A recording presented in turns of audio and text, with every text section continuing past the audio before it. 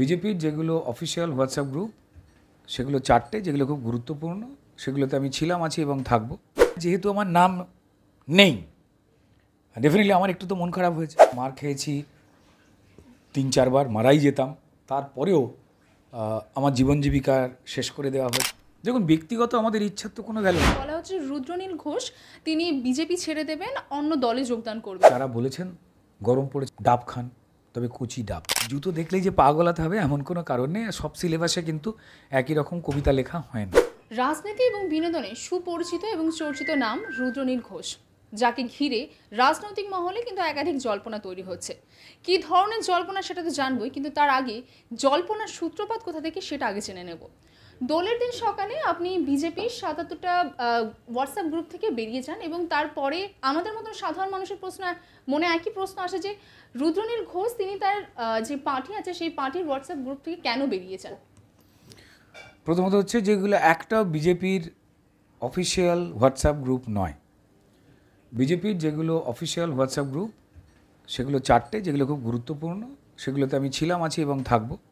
এবং তার সঙ্গে সঙ্গে আমার পছন্দের বেশ কিছু ব্যক্তি বা গোষ্ঠীর তৈরি করা কিছু গ্রুপ আছে, যেগুলোতে খুব ভালো ভালো ইনফরমেশন পাওয়া যায় যে ভারতীয় জনতা পার্টির আমাদের সারা দেশ জুড়ে কোথায় কোন নেতারা কী কী কথা বলছেন, মোদিজি কোথায় কী বলছেন, বা কোন কোন কর্মীরা কোন কোন জন আন্দোলন গড়ে তুলছেন বা কোথায় ভালো কাজ করলেন।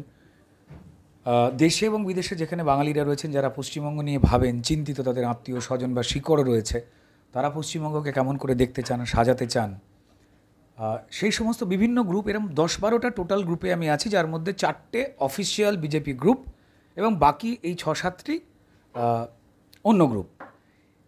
আর বাকি যে গ্রুপগুলো প্রায় 60টা মতো গ্রুপ, যেগুলো থেকে আর কি আমি বেরিয়েছি, সেগুলো হচ্ছে বিভিন্ন পাড়ার কিছু বিজেপির কর্মীরা। আমি কৃতজ্ঞ যে তারা আমাকে ভালোবাসেন, বা বিজেপির মণ্ডলে যারা কর্মীরা রয়েছেন, বা জেলার কিছু কিছু গ্রুপ আছেন, যেগুলো নিজেদের বিজেপি কর্মীরা নিজেরা তৈরি করেছেন। এটা কোনো অফিসিয়াল রাজনৈতিক গ্রুপ নয়, অবশ্যই রাজনৈতিক কর্মীরা মিলে কিছু গ্রুপ তৈরি করেছেন এবং সেখানে আমাকে রেখেছেন। আমি কৃতজ্ঞ, তাদের সম্মানে আদরে আমি ডেফিনেটলি সম্মানিত। সেখানে না, সেই গ্রুপগুলোতে ক্রমাগত একই ভিডিও, একই তথ্য, একই ছবি বারবার সকাল বিকেল, মানে ধরে নিন রাত্রিবেলা 3টে অবধি এবং সকালবেলা 5টা থেকে শুরু হয়ে যায় আসা। এবার রোজ মানে মোবাইলটা তো খালি করতে হয়, নাহলে মোবাইল স্লো হয়ে যায়। এবং যেটা আমার মূল যে ভারতীয় জনতা পার্টির যে মেন গ্রুপগুলো রয়েছে, সেখানে কোন কোন ইম্পর্টেন্ট তথ্যগুলো আসছে, সেইটা কিন্তু এই 77টা গ্রুপের মাঝখানে খুঁজে পাওয়া কিন্তু খুব একটা সহজ নয়। আমি কেন, যারা আমাদের কথা শুনছেন তারাও কিন্তু ছেড়ে দে মা কেঁদে বাঁচি বলবেন। তো ফলত সেই ক্ষেত্রে এর আগে আমি খান 24 এরকম গ্রুপ থেকে বেরিয়ে এসেছিলাম। দেখুন, আমি আমার জীবিকাগত কারণে, মানে অভিনয়, সে কারণে বাংলার প্রচুর মানুষ আমাকে ভালোবাসেন। আমি কৃতজ্ঞ, মানে ঈশ্বরের আশীর্বাদ, মানুষের ভালোবাসা যদি না থাকে তো তাহলে তারা তো আমাকে এতটা কাছের ভাবতেন না। আবার বলছি, শুধুমাত্র ভারতীয় জনতা পার্টি নয়, প্রচুর মানুষ রয়েছেন যারা ভারতীয় জনতা পার্টির সঙ্গে হয়তো যুক্ত হবেন ভবিষ্যতে, বা এখনও নেই, বা নিরপেক্ষ মানুষ, তারাও কিন্তু আমার স্নেহ করেন, কথা বলতে চান। যখন তখন ফোন আসে, আমি কথা বলি প্রচুর মানুষের সঙ্গে। কিন্তু এই একই মেসেজ যদি, একই ভিডিও যদি কনস্ট্যান্ট বারবার সবকটা গ্রুপে আসে, এবং তার জন্য যদি আপনার মেন যে রাজনৈতিক গ্রুপগুলো সেই কাজে ডিস্টার্বড হয়, এবং যখন ইলেকশনের একটা কঠিন সময় এসে গেছে, ফলত সেই গ্রুপগুলো আমি লিভ করেছি। তারপরেও বলছি, এরপর আবার কালকে 10টায় জুড়ে দেওয়া হবে।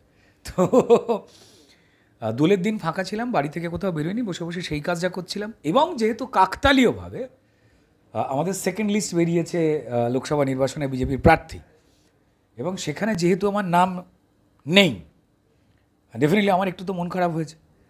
আপনারা মিডিয়ার বন্ধুরা বলুন, বা আমাদের সমাজের মানুষ বলুন, বা আমাদের প্রচুর কর্মীরা বলুন, বা আমাদের নেতৃত্বেরও একটা বড় অংশ, তারা ভেবেছিলেন যে যেহেতু খুব কঠিন জায়গা থেকে 2021-এ একদম হাওড়া শহর থেকে আমাকে তুলে নিয়ে এসে ভবানীপুরে প্রার্থী করেছিল ভারতীয় জনতা পার্টি, এরকম মানে অগ্নিকুণ্ডের মধ্যে আর কি একটা মানুষের পরীক্ষা নেওয়া। সেখানে মার খেয়েছি 3-4 বার, মারাই যেতাম, তারপরেও আমার জীবন জীবিকার শেষ করে দেওয়া হয়েছে। শুধু আমার নয়, প্রচুর মানুষেরও হয়েছে। 200-র উপরে কর্মীদের আমাদের প্রাণ কেড়ে নেওয়া হয়েছে। কিন্তু কী হয়, আমাদের ধরনের যারা এই ধরনের জীবিকা থেকে মানুষ আসেন, তারা একটু নিজের মতো জগতে না বাঁচতে বেশি ভালোবাসেন। তার মধ্যে কোনো অন্যায় নেই। তো কিন্তু আমার ওই সবাইকে নিয়ে একটা চলবার একটা আমি নেশা বলবো বা আমার নেচার বলবো, তো ফলত সবার সঙ্গেই সেই আন্দোলনটা করেছি।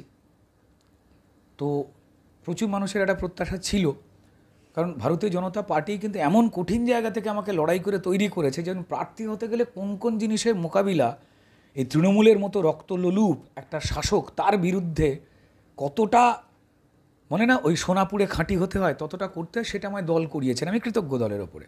তো ফলত সেই কারণে যখন ভোট চলে আসে তখন যে প্রার্থী বাছাইয়ের ক্ষেত্রে হয়, বিশেষ করে লোকসভা, সেই ক্ষেত্রে কিন্তু একটা প্রার্থী পরিচিতির দিকটাও কিন্তু দেখা হয়, তার জনপরিচিতি কেমন আছে। তিনি যে কোনো ক্ষেত্রের মানুষই হতে পারেন, সাংস্কৃতিক ক্ষেত্র, শিক্ষাক্ষেত্র, খেলাধুলো, সমাজের অন্যান্য ক্ষেত্র বা রাজনীতি সরাসরি, সেটা তো অবশ্যই অগ্রাধিকার পাবে। তো এরকম জগতের মানুষ যারা যাদের 7টা বিধানসভার মানুষ, অর্থাৎ একটা লোকসভা, মোটামুটি সবাই চেনেন।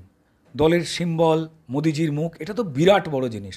কিন্তু তা সত্ত্বেও এই যে ভারতীয় জনতা পার্টি বা অন্যান্য পার্টি একটু ভেবে চিন্তে দেরি করে করে প্রার্থী বাছাই করছে, প্রার্থীর মুখটাও কিন্তু ইম্পর্ট্যান্ট হয়।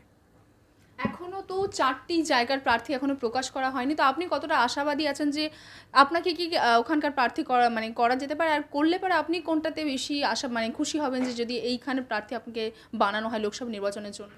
দেখুন, ব্যক্তিগত আমাদের ইচ্ছার তো কোনো ভ্যালু নেই, আমার কাছে ভ্যালু থাকতে পারে, কিন্তু আমাদের অনুশাসিত দলে আপনি দারুণ লড়াকু, এবার আপনাকে হয়তো এমন জায়গায় ফেলা হলো যেখানে আপনার পক্ষেই সেই শিকলটা ভাঙা সম্ভব, অন্য কোনো সহজ জায়গায় ফেলা হলো না, তাতে হয়তো আপনার একটু বেশি কষ্ট হবে, কিন্তু দলীয় কর্মী হিসেবে আপনি সেটা মেনে চলতে বাধ্য, তাই না?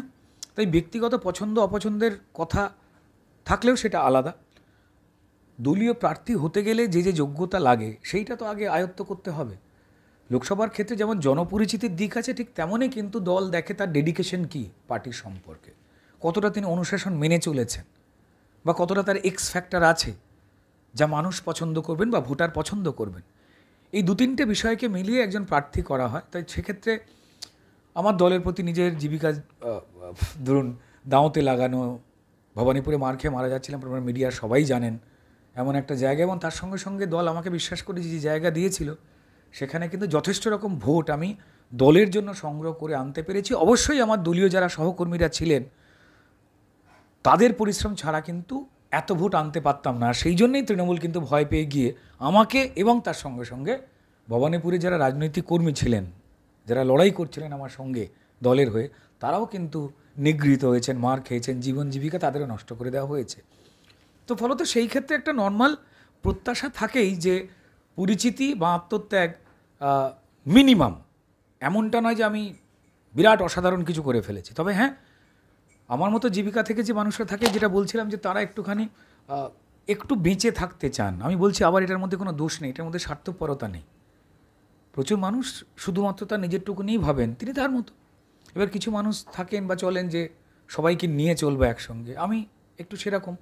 তো ফলত একটা প্রত্যাশার জায়গা, মানে প্রার্থী হিসেবে অতটা অযোগ্য আমি হব এমনটা মনে করিনি, কিন্তু আমি এটা বিশ্বাস করি 42টার মধ্যে এখনও যে 38টা প্রার্থীকে বাছা হয়েছে প্রত্যেকেই দারুণ যোগ্য, এবং যে যে পদ্ধতিতে আমাদের রাজ্যের নেতৃত্ব তাঁরা এবং কেন্দ্রীয় নেতৃত্ব তাঁরা বেছেছেন, তারা অত্যন্ত সুনিপুণভাবে সঠিক মানুষদেরই বেছেছেন। এবার আমি পাইনি, ফলত এখন 38টার জন্য মধ্যে আমি পাইনি, বাকি এই যে 4টে বাকি আছে তার মধ্যে একটি এসসি সিট, বাকি বীরভূম, আসানসোল, ডায়মন্ড হারবার এগুলো আছে, যেগুলো জেনারেল সিট, যেগুলো তে জেনারেল যে কেউ প্রার্থী হতে পারে। এবার সেখানে যদি হই তো তাহলে একটু বেশি আনন্দ পাবো, খুব স্বাভাবিক, কারণ প্রার্থী হয়েছি, প্রার্থী হওয়ার আনন্দ, যন্ত্রণা, কঠিন লড়াই সেটাও জানি। তার মানে এটাই নয় যে যারা প্রার্থী হয়েছেন তারাই শুধু লড়াই করেন, যারা দলের অন্যান্য সাংগঠনিক কাজ করছেন, প্রচার আয়োজন যারা করছেন, তারা কিছু করেন না এমন নয়, সবকটা কাজই সমান গুরুত্বপূর্ণ। দলীয় সিম্বল মোদিজির মুখ, তারপরেও কিন্তু প্রার্থী ইম্পর্টেন্ট। কিন্তু সেক্ষেত্রে যারা যারা হয়েছেন তারা অত্যন্ত যোগ্য। এবার দেখা গেল আমি যদি নাও হই, তো তাহলে this is my question to me, আমার মন খারাপ হয়েছে, এটা মন আছে আমার তো খারাপ হবে, ঠিক আছে, দলীয় কর্মী আমি, তো যদি একটু প্রার্থী হয় আমার ভালো লাগতো, কারণ আমি দল আমাকে সেই অভিজ্ঞতাটা সঞ্চয় করবার সুযোগ দিয়েছে, আমি এবং সেটা আমি দলকে নিরাশ করিনি, উল্টে প্রাণ চলে যেতে পারতো এবং জীবিকা প্রায় শেষ করে দেওয়া হয়েছে। এখন যতটুকুই যা কাজ করছি আর কি, বম্বের কিছু কাজ অজয় দেবগানের সঙ্গে কাজ করছি, বা কে মেননজির সঙ্গে কাজ করছি, রেসপেক্টেড তাদের সঙ্গে কাজ করছি। কিন্তু টলিউডে পরিষ্কার যারা বিজেপির ঘনিষ্ঠ যারা মানুষ রয়েছেন, যারা সোচ্চারে তৃণমূলের দুর্নীতির বিরুদ্ধে কথা বলেন বলে আমাদের 200-র ওপরে কর্মীকে মেরে দেওয়া হয়েছে, এবং পুলিশ সেটাকে অস্বাভাবিক ঘটনা, অস্বাভাবিক মৃত্যু বলে ঠিক তৃণমূল যা চেয়েছে সেই রিপোর্টই লিখেছে, আপনারা সবাই জানেন। তো কেন তাহলে মারা হচ্ছে, কেন জীবিকা কেড়ে নেওয়া হচ্ছে? মুখ বন্ধ করবার জন্য। পেটের খাবার যদি কেড়ে নেওয়া হয় তো তাহলে মুখের আওয়াজ কিন্তু কমে যায়। তো তারা সেই পরিকল্পনায় রয়েছে। এবার তার বিরুদ্ধে আমাদের প্রত্যেকেরই প্রাণপাত করা পরিশ্রম প্রত্যেকটা কর্মী করছেন, তারা কেউ সরে যাননি। বরং ভারতীয় জনতা পার্টির পক্ষে মানুষের ক্রমাগত বিশ্বাস এবং আস্থা বাড়ছে। মোদিজি যেভাবে সমাজের সর্বস্তরের মানুষের জন্য এক একটা করে প্রকল্প, প্রত্যেকটা গরিব মানুষের অধিকার সুরক্ষিত করবার জন্য তাকে মাথায় ছাদ দিচ্ছেন, বাড়ি দিচ্ছেন, তার যাতে স্বাস্থ্যের কোনো সমস্যা না হয়।